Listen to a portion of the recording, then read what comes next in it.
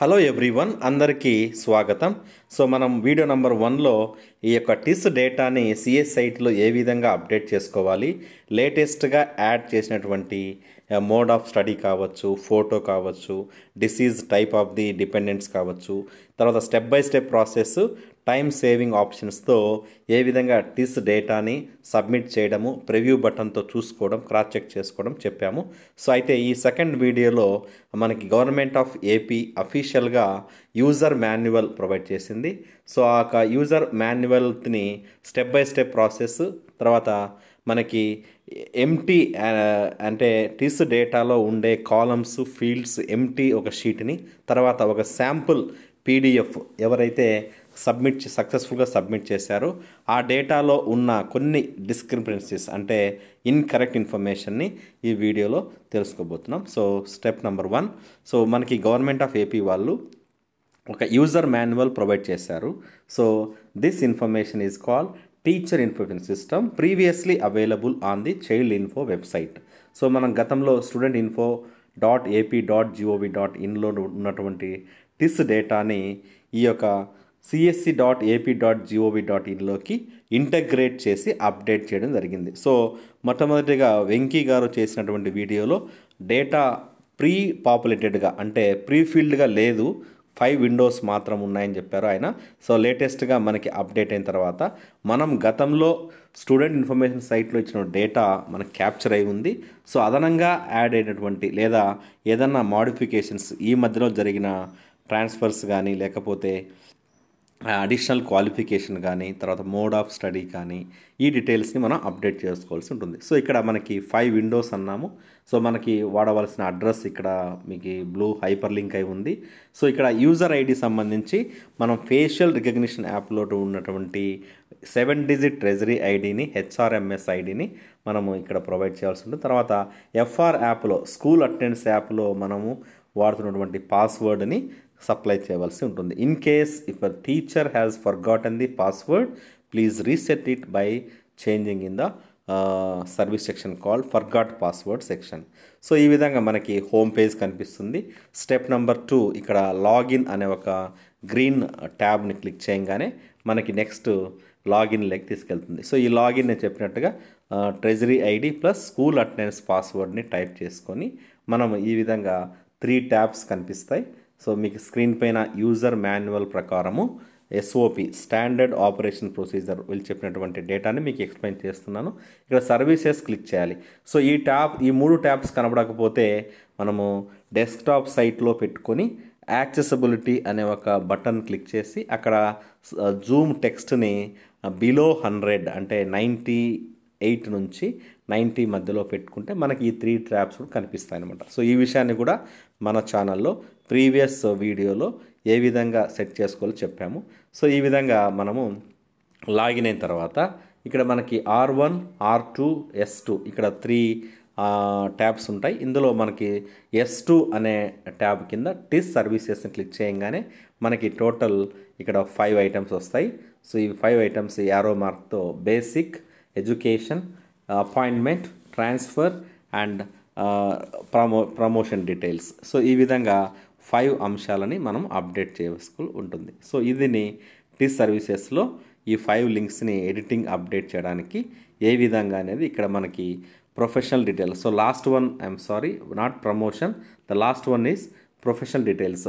ఇది కొత్తగా యాడ్ అయినటువంటి scouts and guide teachers, text book రైటర్స్కి, తర్వాత ఏదన్నా మన ఎడ్యుకేషన్ డిపార్ట్మెంట్లో ఇన్ సర్వీస్లో ఉన్నప్పుడు ఏదైనా కంట్రిబ్యూట్ చేసిన అంశాలని ఇక్కడ ప్రొఫెషనల్గా మనము అప్డేట్ చేయవలసింది. ఇది పర్ఫార్మెన్స్ పారామీటర్స్గా ఫ్యూచర్లో తీసుకునే అవకాశం ఉంది. సో ఇప్పుడు మనము సిమ్స్ అంటే స్కూల్ ఇన్ఫర్మేషన్ మేనేజ్మెంట్ సిస్టమ్ వెబ్సైట్లో ఈ 5 విండోస్ని అప్డేట్ చేసుకోవాల్సింది.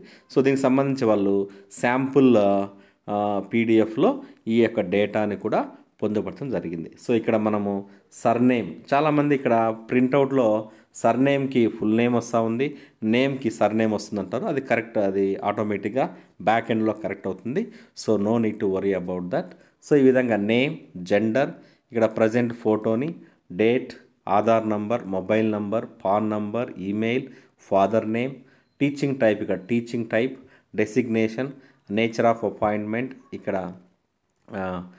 District, mandal, teacher code. ఇక్కడ నేషనల్ టీచర్ కోడ్ అనేది మనకి యూడైస్ ప్లస్లో టీచర్ మాడ్యూల్, టీచర్ ప్రొఫైల్ అనే మాడ్యూల్లో మనకి ఈ యొక్క 2 క్యారెక్టర్స్ అంటే టీపీ ప్లస్ 8 డిజిట్స్ ఉన్నానికి మనం నోట్ చేసుకొని ఇక్కడ టైప్ చేయవలసి ఉంటుంది. సో ఇక్కడ యాస్టిక్ మార్క్ ఉన్నవన్నీ కంపల్సరీ అని మనం గుర్తుపెట్టుకోవాలి.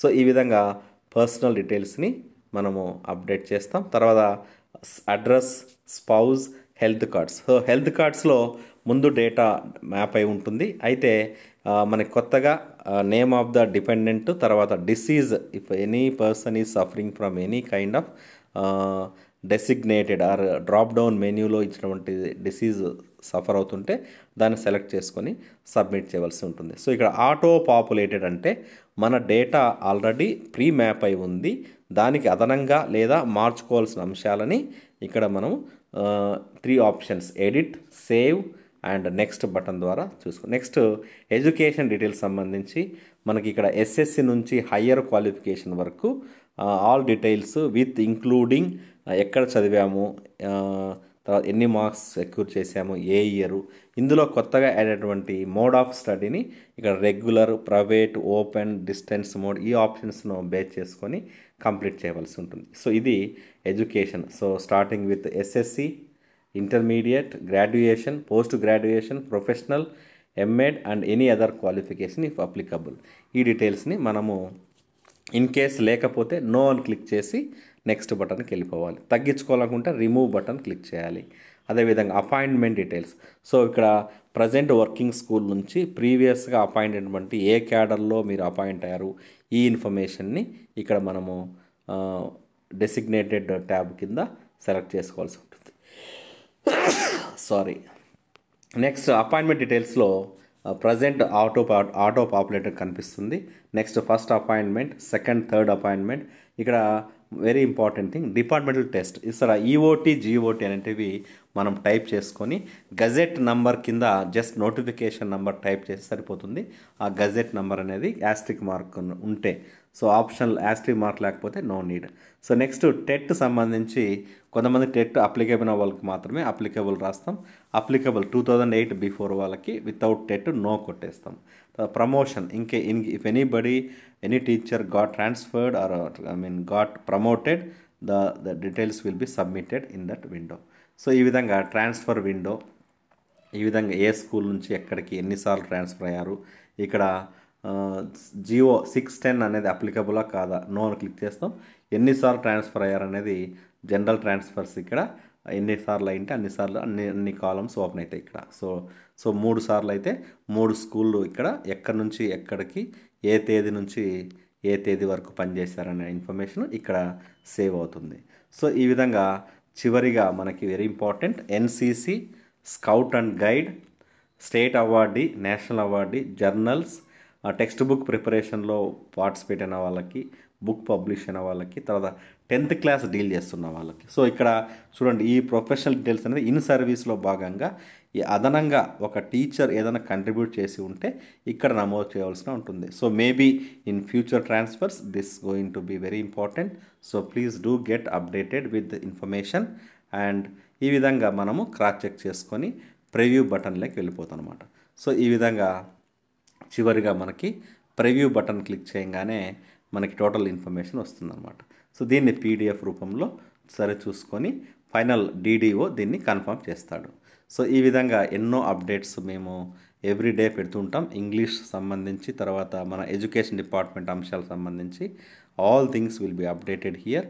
సో నెక్స్ట్ పాయింట్, ఇక్కడ మనకి ఒక టీచర్ డేటాని మనం ముందర పెట్టుకున్న తర్వాత ఈ డీటెయిల్స్ని ఈ పీడిఎఫ్ ఫామ్లో ఎంటీ షీట్ తీసుకొని ఇందులో మన యొక్క డీటెయిల్స్ని రాసుకొని, తర్వాత ఆధార్ కార్డ్ నెంబర్తో డిసీజ్ ఏమైనా ఉంటే ఈ విధంగా ఎడ్యుకేషన్ ప్లస్ అపాయింట్మెంట్, ట్రాన్స్ఫర్, ఈ డీటెయిల్స్ అన్నీ మనము పొందుపరుచుకొని ఈ యొక్క షీట్ని నింపుకొని మనం సిఎస్సి సైట్లో అప్లోడ్ చేయవచ్చు. సో అదేవిధంగా ఒక టీచర్ ఆల్రెడీ అప్లోడ్ చేసినటువంటి డేటా మీకు ఇప్పుడు చూపిస్తున్నాను. సో ఈ విధంగా మనకి డేటా కనిపిస్తుంది. సో ఇక్కడ ఒక టీచరు తన యొక్క డేటాను మొత్తం సరి చూసుకొని కన్సర్న్ డీడీఓ లాగిన్లోకి వెళ్ళిపోయిందనమాట. సో ఇక్కడ డీటెయిల్స్ అన్నీ మీరు పీడిఎఫ్ రూపంలో ప్రింట్అవుట్ తీసుకొని double check, please ensure that because this is going to be used for the upcoming transfers. So ఫైనల్గా ఇక్కడ ప్రింట్ అనే ఆప్షన్ ఉంటుందన్నమాట, right? So thank you very much for your patience. Please do encourage for more educational updates. Please do subscribe and click on bell icon to get alerts and updates. Wish you all happy learning and keep learning. Do take care. Jai Hind.